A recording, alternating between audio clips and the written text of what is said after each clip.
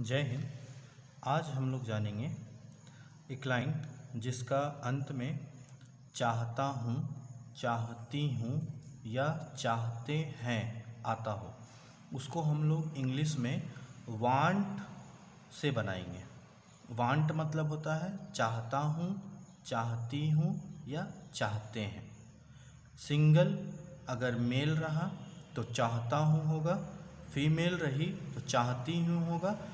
हम लोग से छोटा हो, बच्चा हो, एक से अधिक हो उसके लिए, या फिर हम लोग से बहुत बड़ा हो तो हम लोग चाहते हैं से उपयोग करेंगे।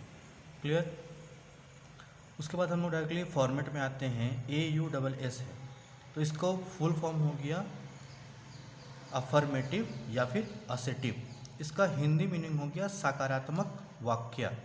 किसी भी वाक्य का चार तरह से हम लोग वाक्य को बना सकते हैं या मान सकते हैं कि किसी भी वाक्य का चार पहलू होता है। फर्स्ट सकारात्मक, दूसरा नकारात्मक, तीसरा प्रश्नवाचक, चौथा प्रश्नवाचक और नकारात्मक। पहला बनाएंगे सकारात्मक में कि एक एग्जाम्पल ले लेते हैं हम लोग। मैं स्कूल जाना चाहता हूँ तो हो जाएगा सकारात्मक लाइन में जाएगा, क्योंकि इसमें ना ही नकारात्मक का उपयोग किया गया है और ना ही प्रश्नवाचक का उपयोग किया गया है, इसलिए हम लोग इस लाइन से बनाएंगे। अफर्मेटिव से, असेटिव से कुछ भी बोल सकते हैं। यहाँ पे है एस लिखा हुआ। एस का मतलब हो गया सब्जेक्ट। सब्जेक्ट किसके विषय में बात किया जा रहा है। जैसे मैं स्कूल जाना चाहता हूँ तो हम किसके विषय में बात कर रहे हैं, मैं के विषय में बात कर रहे हैं। दूसरा एग्जाम्पल अगर लेते हैं तो सीता गिटार बजाना चाहती है तो किसके विषय में बात कर रहे हैं हम लोग, सीता के बारे में बात कर रहे हैं, तो इसलिए हम लोग सब्जेक्ट के स्थान पर सीता रखेंगे। या फिर अगर बोलते हैं हम लोग मैं स्कूल जाना चाहता हूँ तो सब्जेक्ट के स्थान पर हम लोग मैं को रखूँगा। उसी प्रकार वांट के साथ टू हमेशा लगाना है। V1 है यहाँ पे, V1 का फुल फॉर्म हो गया वर्ब, उसको हिंदी में बोलेंगे क्रिया। क्रिया हो गया किसी कार्य को करने का बोध होता हो, उसको हम लोग क्रिया कहते हैं। वर्ब का 5 फॉर्म होता है, पहला, दूसरा, तीसरा, चौथा और पांचवा। तो इस लाइन में हम लोग वर्ब 1 का उपयोग करेंगे। उसके बाद हो गया ओ लिखा हुआ है। ओ का फुल फॉर्म हो गया ऑब्जेक्ट। ऑब्जेक्ट हम लोग सबका सब जानते हैं कि ऑब्जेक्ट हम लोग किसे कहते हैं। ऑब्जेक्ट हम लोग उसको कहते हैं जिसको हम लोग छू सकते हैं, देख सकते हैं या फिर महसूस कर सकते हैं, उसको हम लोग ऑब्जेक्ट कहेंगे। अब हम लोग आते हैं एग्जाम्पल के थ्रू, इस लाइन को हम लोग क्लियर करते हैं। सबसे पहले मैं स्कूल जाना चाहता हूँ तो हो जाएगा सब्जेक्ट के स्थान पे हम लोग लिखेंगे I want to, verb 1 plus object, तो हो जाएगा I want to go to school. उसी लाइन को अगर हम लोग हिंदी में नकारात्मक में लेते हैं तो हो जाता है मैं स्कूल जाना नहीं चाहता हूँ। उसके लिए फॉर्मूला है सब्जेक्ट प्लस यहाँ पे डू और डस का उपयोग किया गया है। हम लोग चूज़ करेंगे कि कहाँ पे क्या चीज़ यूज़ करना है, क्योंकि स्लैश है तो दोनों में से सिर्फ एक ही यूज़ कर सकते हैं।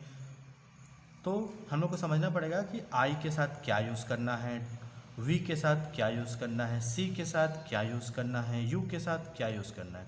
तो उसके लिए हम एक फॉर्मूला बनाए हैं, या नोट आप मान सकते हैं कि नोट बनाए हैं। तो उसमें कैसा है कि ही, सी, इट के साथ हमेशा हम लोग हर जगह ही, सी, इट के साथ हम लोग यूज़ करेंगे, डस का प्रयोग करेंगे।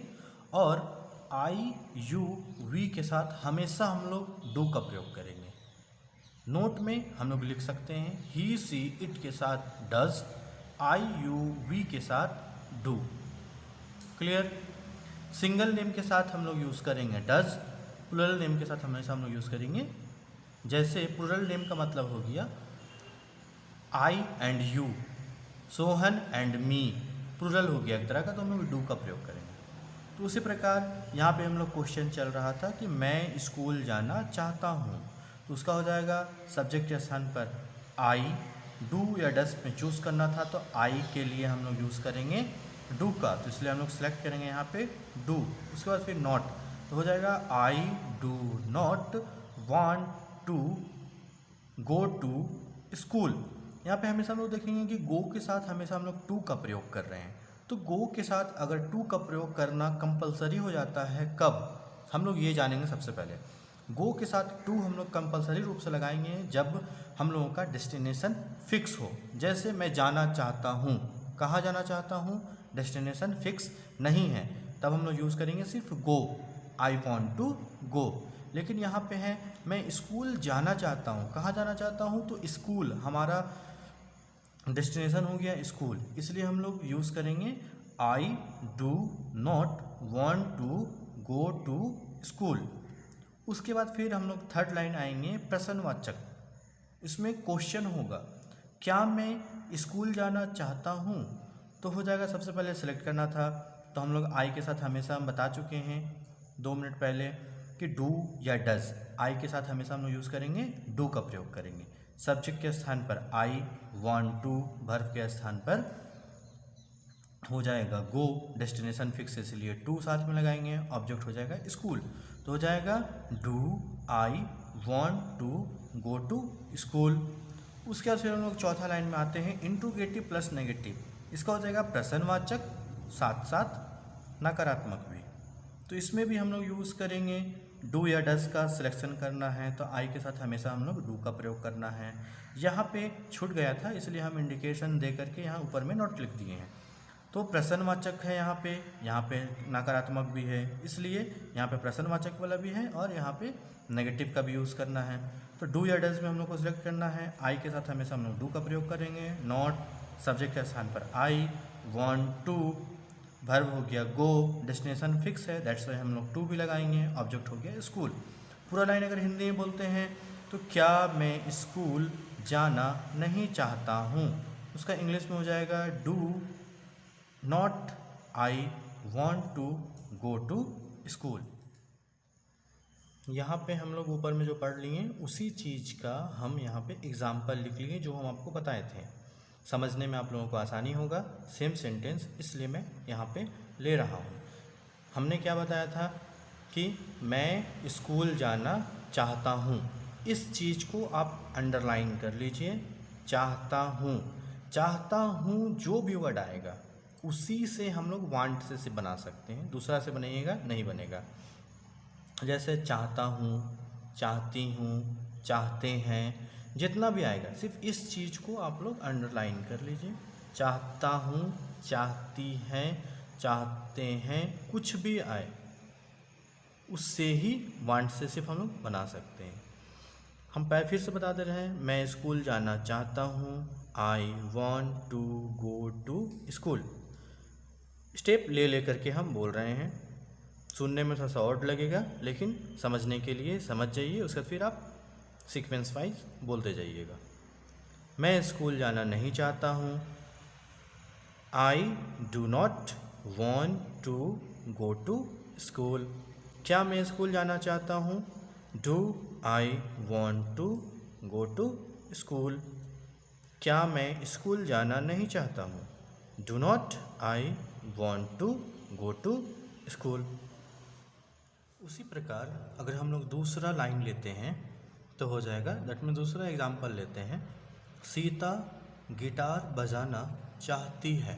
यहाँ देख लीजिए फिर चाहती है आया, फीमेल है इसलिए चाहती, मेल रहता तो चाहते या चाहता, तो ये भी बनेगा उसी फॉर्मूला के हिसाब से।